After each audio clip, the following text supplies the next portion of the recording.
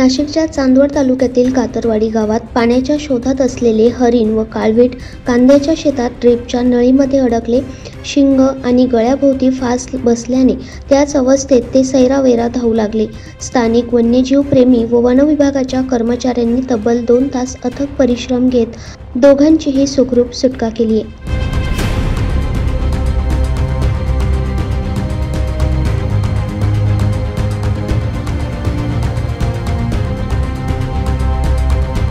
दरम्यान रेस्क्यू ऑपरेशनमध्ये शेतकऱ्यांच्या कांद्यांची मोठ्या प्रमाणात नुकसान झाले. त्यांचे नुकसान भरपाई कोण भरून देणार असा सवाल करत वन विभागाने तातडीने वन्य प्राण्यांसाठी पिण्याच्या पाण्याची सुविधा लवकरात लवकर उपलब्ध करावी अशी मागणी ग्रामस्थांनी केली.